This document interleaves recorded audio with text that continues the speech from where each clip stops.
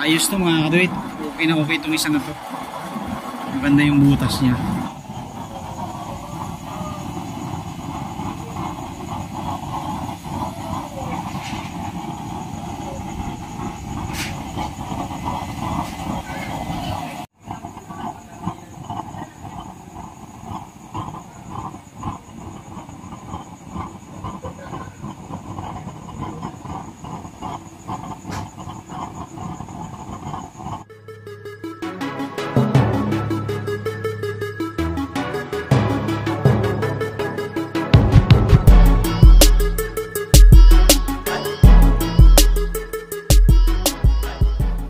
Mga kaduit, ayan, welcome back dito sa ating YouTube channel. At ito namang isa na ito ang titestingin ngayon.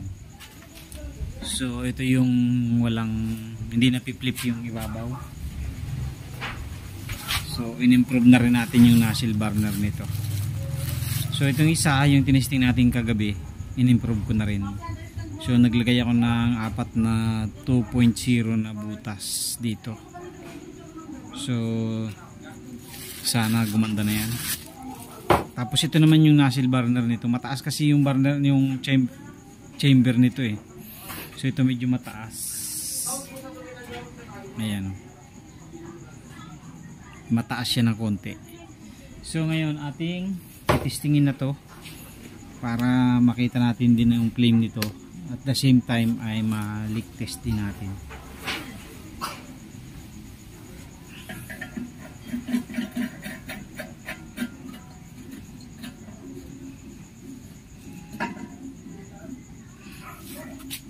Okay, so bali hindi ko pala napakita yung butas. Pakita natin yung butas. So bali ang butas na ginawa natin dito mga kaduwid ay 4 na 3 mm sa ilalim, pababa po yan, pababa. Tapos bali 4 din na 2.5 dito sa pangalawang layer. Tapos 4 na 2 mm dito sa pangatlong layer.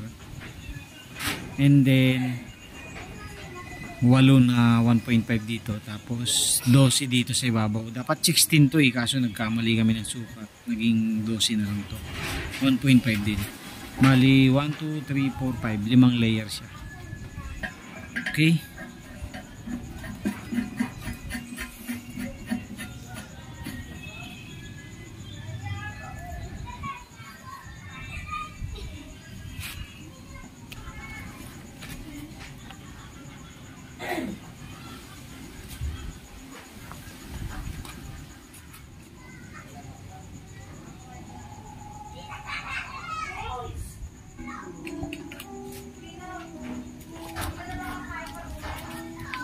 Okay, tapos kabit natin yung blower natin.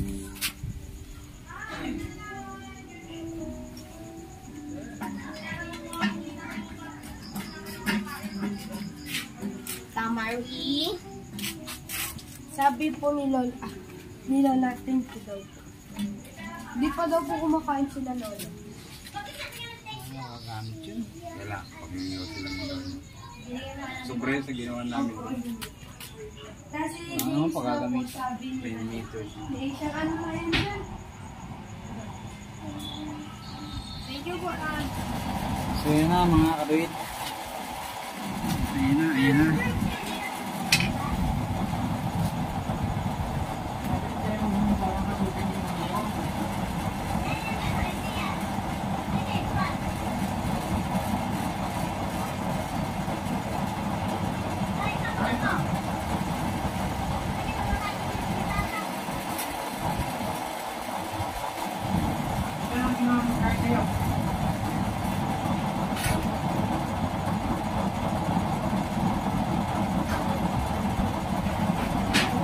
Ayos to mga kaduit. Okay na okay itong isa na to. Maganda yung butas niya.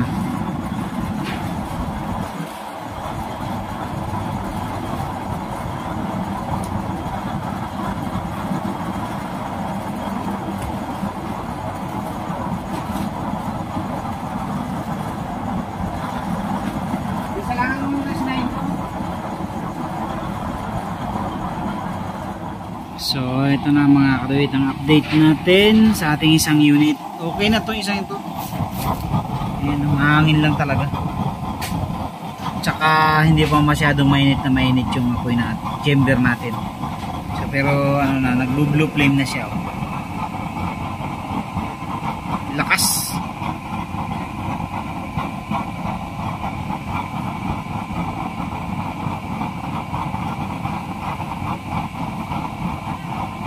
Ayan na. So medyo marami lang yung langis mag-normalize na yan, kaya medyo nag-bublo na siya. So ayan na mga kaduit, nag-normalize na yung kanyang apoy. Okay na to mga kaduit, sa mga gustong imayin to, inyo na, imayin nyo na. So may kulang pa pala kami dyan mga kaduit, yung double seat ng kaldero. So lalagyan pa namin dito para pag malaking kawali baka kasi sumaya dun yung puwit sa labi ng chamber. So lalagyan pa namin ng double dito, ka-double na ganyan, 3 lang siya magkabilaan. So okay na siya mga kadit, blue na oh.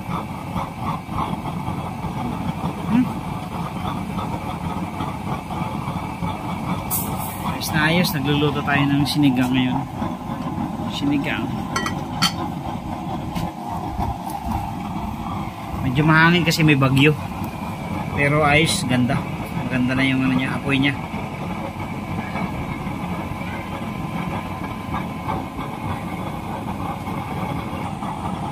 So yan, nilagyan natin ng harang. Ayan na.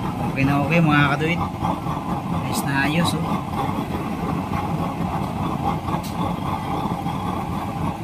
Pulo na mga kaduit yung ating niluluto. Sinigang. So ito na siya pagka nag-normalize. Yeah, blue flame, naka-dim yan. Naka number 2.5.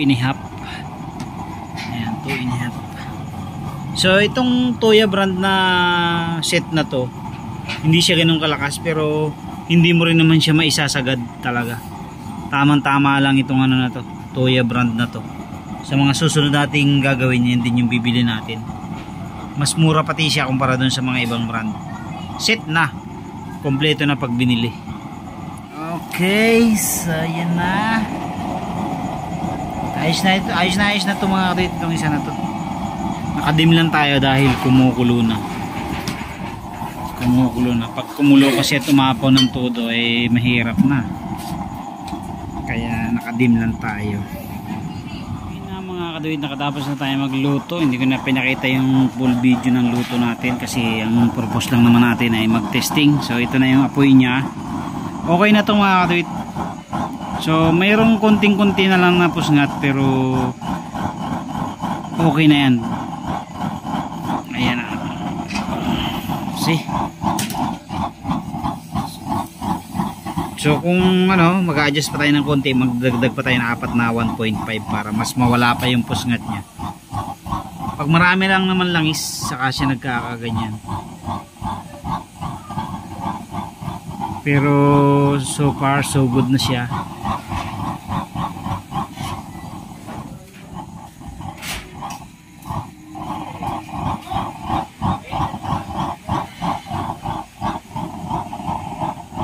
Medyo marami ulit yung langis na nilagay natin kasi hindi pa natin pinagana to.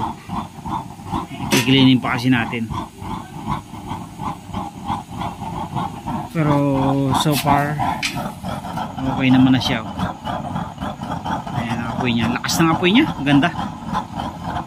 Kaya ayos na yan mga kaduit. Ano na lang natin, pa-finalize na lang natin yan. Dagdag tayong 4 na butas and then okay na. 1.5 lang idadagdag natin.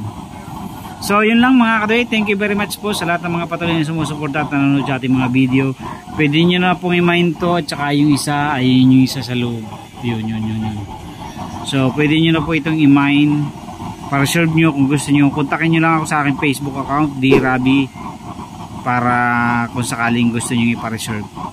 Nag-ship din po ako sa kahit saang probinsya, basta po mayroong GRS Express dyan, or kung sa ibang courier naman po, pwede rin po, basta sagot nyo po yung shipping fee niyan. Thank you very much po. God bless po sa inyong lahat. Thank you, thank you. Shoutout po sa inyong lahat. Back to Kalan muna po tayo hanggang December. Ayan. Thank you, thank you. God bless po.